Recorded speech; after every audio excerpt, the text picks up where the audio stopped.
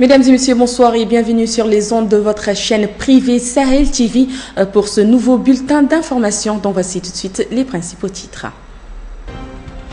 Burkina Faso, 28 morts dans une attaque terroriste à Ouagadougou.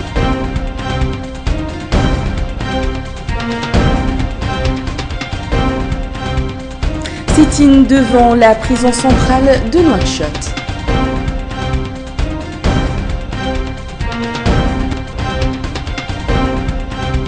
Première édition de la foire des associations des jeunes, également à Nouakchott.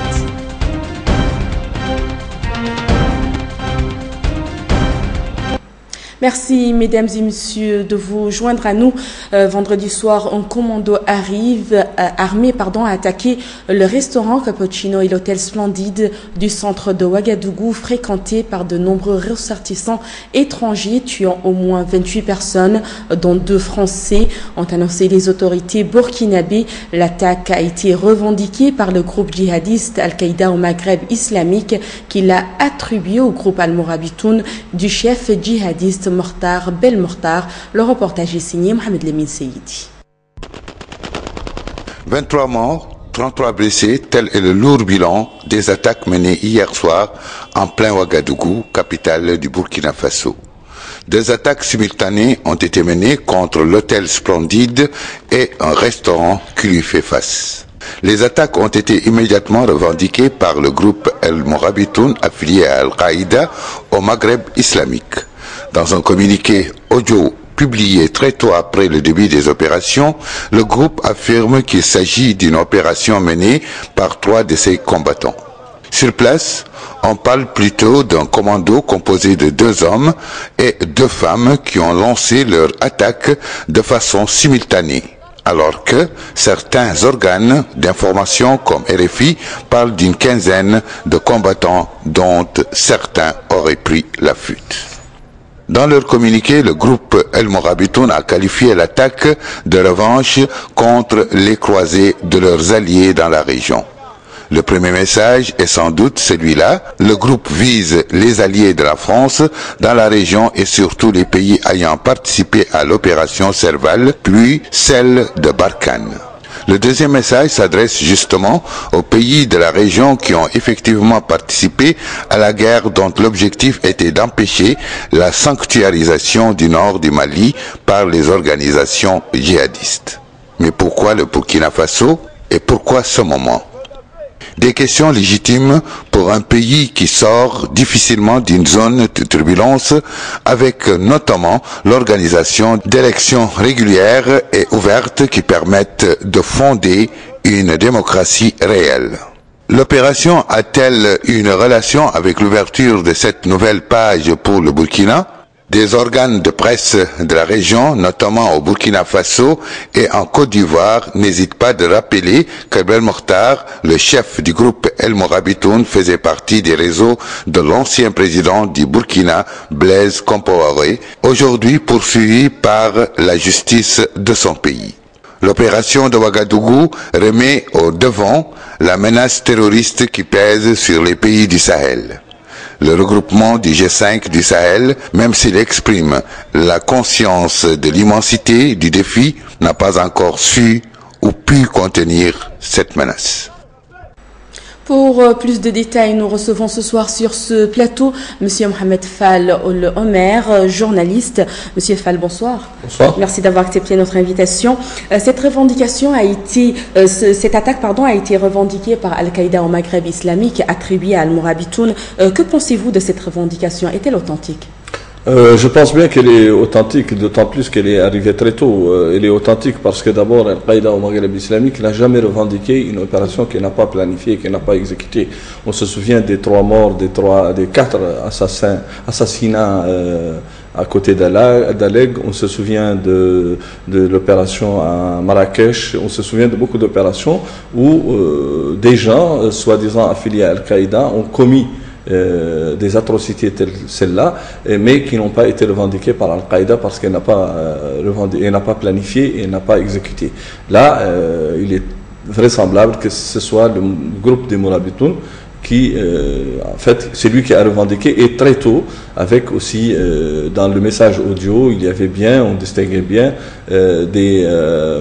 disons, une relation téléphonique, un dialogue au téléphone entre les exécutants et quelqu'un qui leur parlait à partir d'une certaine base. Monsieur Fall, quels sont les objectifs en fait d'une telle action? Je crois qu'il y a des messages que le groupe El Morabitoun a voulu envoyer. On va partir du plus faible, c'est celui de dire que nous sommes là. En fait, on se souvient que les Américains avaient annoncé la mort de Belmokhtar, qui est le chef des Morabitoun, et là, il dit « je suis là », il est toujours là. Ensuite, il y a un message qui est adressé à la France, particulièrement à l'Occident en général, et surtout à la coalition antiterroriste, parce que Ouagadougou est le centre de tout ce qui se fait comme lutte antiterroriste dans la région, et c'est là où toutes les forces spéciales françaises sont basées, et c'est de là que toutes les attaques de drones et tout sont dirigées, et aussi les renseignements. Le message, le troisième message, il s'adresse aux pays de la zone qui ont participé justement aux coalitions françaises, que ce soit Serval, que ce soit Barkhane, pour leur dire justement que que les djihadistes salafistes, autrement dit les terroristes, sont là, et ils peuvent agir quand ils veulent, et ils peuvent frapper quand ils veulent. Et là, on se souvient que le Mali, l'Algérie, le Niger, chacun d'eux a été à un moment donné, à partir de 2013, victime de ces attaques, et donc voilà, le message est adressé à ces pays-là qui ont participé à... Donc en fait, monsieur Fall, je peux me permettre de dire que tout tourne autour de la France. Tout tourne autour de la France et de ses alliés, disons, parce que la France est considérée comme un ennemi. C'est l'ennemi lointain qu'on veut rapprocher, comme disent les spécialistes de la question. Mais c'est en fait, c'est des outils de propagande qui sont utilisés, et il y a quelque chose de réel, disons, dans ce qui se passe, parce que ce sont les forces françaises finalement qui interviennent soit à Bamako, soit à Ouagadougou, pour libérer et pour mettre fin aux attaques avec les Américains à côté. Donc, et c'est toujours des hôtels internationaux, que ce soit Radisson, que ce soit Sévaré au Mali, et que ce soit aujourd'hui le Splendide, qui sont visés, parce que c'est là où on peut retrouver des Occidentaux. Et je suis sûr que dans le dénombrement macabre qui se fera des morts, on dira les nationalités, on trouvera d'ailleurs déjà, on a identifié 2 Français. Après une année 2015 ensanglantée par l'attaque qui s'est passée à Bamako, on débute très mal 2016, M. Fall. Oui, on débute très mal 2016 parce qu'on a fini très mal 2015. Et je pense que pour les terroristes et pour Qaïda, particulièrement au Maghreb islamique, cette histoire n'est pas finie. N'est pas finie parce que les pays de la zone sont tous menacés et sont concernés par... et on a toujours le même mode opératoire, c'est-à-dire qu'on s'attaque à une place forte, que ce soit à Inaminas en Algérie, que ce soit à Arlit au Niger, que ce soit Sévaré, l'hôtel de Sévaré où étaient les Nations Unies, Radisson et aujourd'hui Splendide. On attaque et on prend des otages. C'est toujours la même chose, et je pense qu'aucun pays de la région, et surtout pas le Sénégal, la Mauritanie, la Côte d'Ivoire, n'est aujourd'hui à l'abri de ce genre de... Parlant de ce mode opératoire, est-ce qu'il est inédit? Il n'est pas inédit, parce que je viens de le dire, il n'est pas inédit, parce que ce qui s'est passé hier soir à Ouaga, c'est pratiquement ce qui s'est passé à Bamako, c'est ce qui s'est passé à Arlit, c'est ce qui s'est passé à Inaminas. C'est quoi? On attaque et on prend un otage. C'est comme ça. On peut signaler les otages australiens qui ont été pris.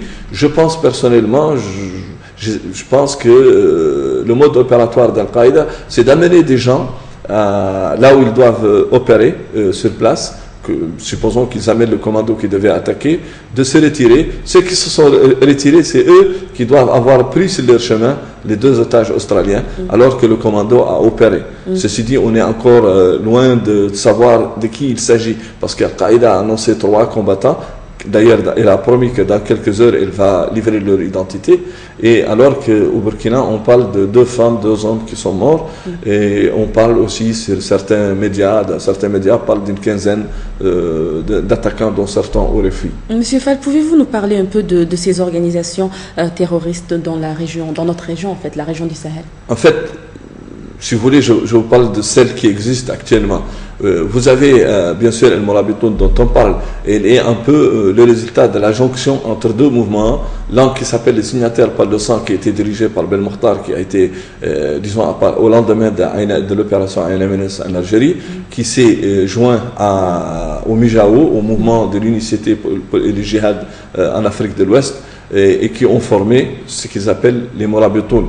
Les Morabitoun, à côté, vous avez l'émirat du Sahara dirigé par Abou Hamam, et ces 2 font partie d'AQMI directement, Al-Qaïda au Maghreb islamique. Mais le chef d'AQMI, qui est Droutgal, qui est en Algérie, a trouvé l'astuce de les joindre dans une organisation qu'il appelle la Shura de l'émirat du Sahara. Shura Imarat Sahra, et donc c'est un conseil de la Shura qui unit les 2. Localement, vous avez en Sardine, et là beaucoup de gens se trompent parce qu'il n'y a pas de front, exactement, il n'y a pas de front de libération de Massina. C'est une création de l'esprit de certains journalistes, mais en fait, l'Ansar-Din a 2 branches, l'une Touareg et l'autre Peul. Celle qui est Peul, on l'appelle en arabe Kataib Massina. C'est-à-dire les Katiba du Massina, et elle est dirigée par Amadou Koufa, mais toutes les 2 sont sous la direction de Yad Al-Qali. Vous avez une petite branche, des petits, enfin, c'est pas beaucoup de gens, c'est quelques individus qui ont fait défection ici et là, et qui ont fait leur ralliement, qui ont déclaré leur ralliement à l'État islamique, mais qui ne sont pas encore très influents. Il y a des loups solitaires, certainement, on peut en trouver ici et là, mais ils ne sont pas encore très influents. Ceci dit, ces groupes peuvent faire jonction avec Boko Haram. Et c'est là où ça devient dangereux, parce que quand ça passe, c'est toute la région de l'Afrique de l'Ouest qui explose. Merci beaucoup. Un dernier mot? Merci beaucoup. Je rappelle que j'ai reçu sur ce plateau Monsieur Mohamed Fall Olomer, journaliste et également directeur de Sahel TV. Ils sont une centaine de personnes, parents et proches des djihadistes détenus à la prison centrale de Nouakchott, à manifester contre les mauvais traitements que subissent ces derniers. Les manifestants exigent la libération des prisonniers qui observent depuis le dimanche une grève de la faim. Fatima Tadé nous en dit plus. Des dizaines de manifestants, proches et parents des détenus djihadistes, ont tenu aujourd'hui un sitting devant la prison civile de Nouakchott pour dénoncer les mauvais traitements que subissent les djihadistes condamnés à la prison centrale de Nouakchott. En effet, ces derniers ont entamé une grève de la faim depuis dimanche, exigeant la satisfaction d'un nombre de revendications. Les manifestants ont exigé la satisfaction des revendications des grévistes et leur libération immédiate. Ils sont parents, frères, épouses ou sœurs à réclamer leurs droits en tant que proches de détenus salafistes et exprimer leur mécontentement de la décision prise par les autorités d'empêcher les visites aux prisonniers, et c'est depuis la fuite du salafiste Saleh Oulcher le 31 du mois passé. À ce sujet, l'un des manifestants affirme que ce message doit être transmis aux gens, que nous sommes ici manifestes pour les prisonniers qui n'ont pas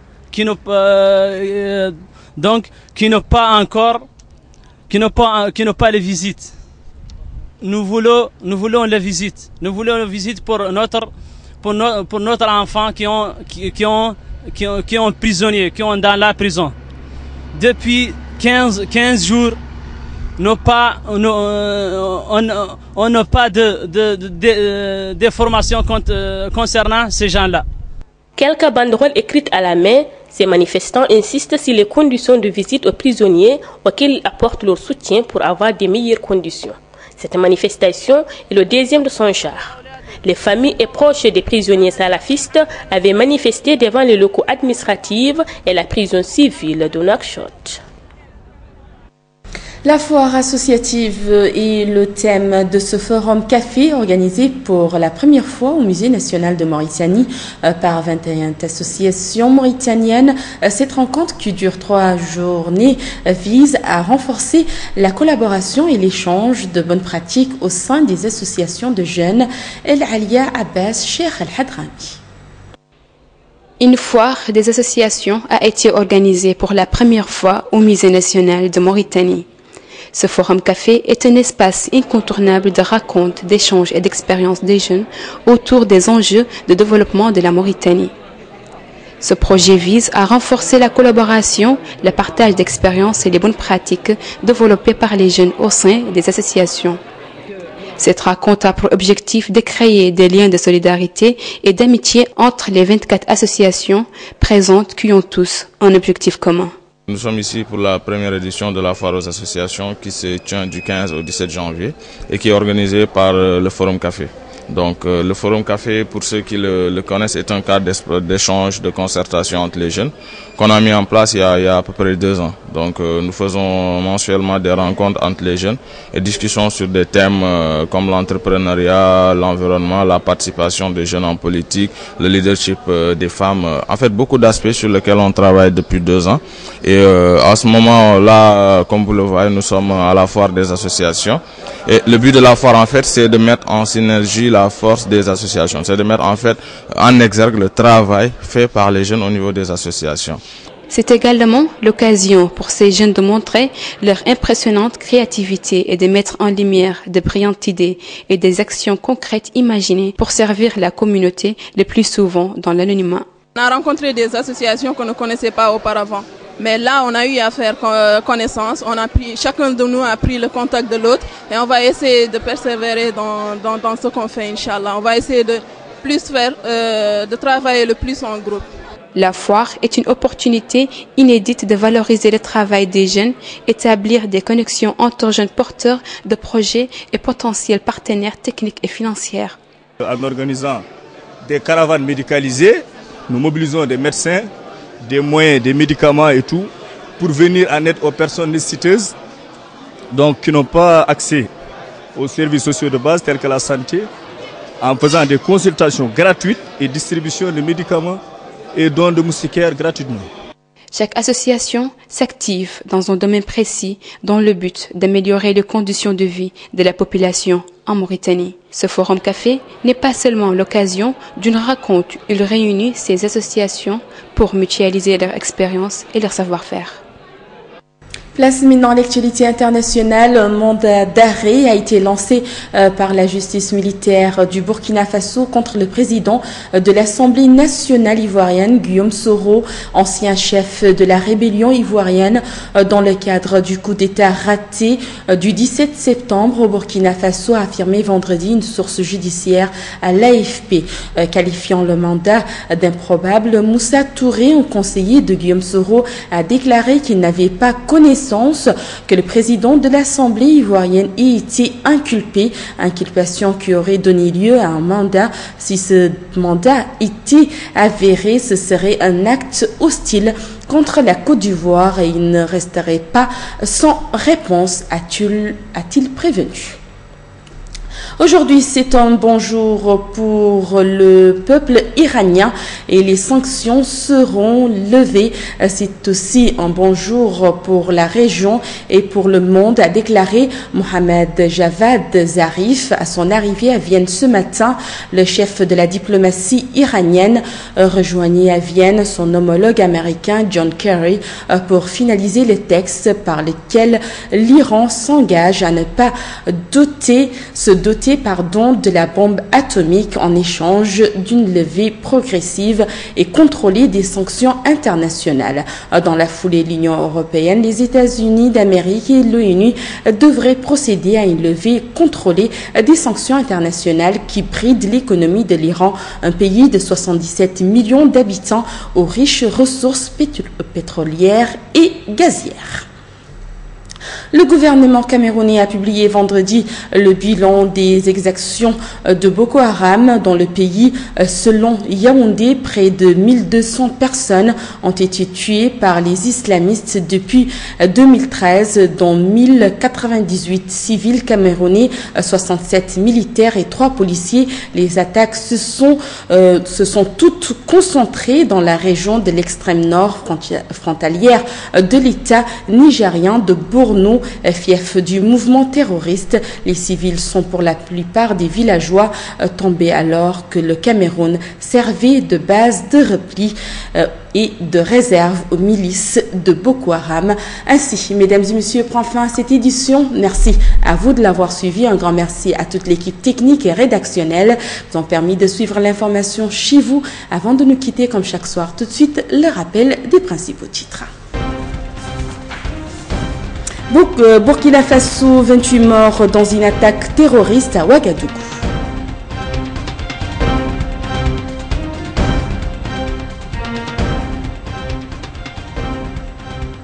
Sit-in devant la prison centrale de Nouakchott.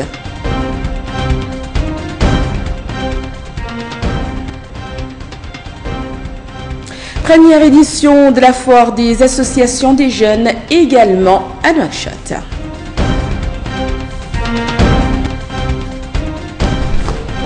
L'information continue sur notre site www.sahel.tv.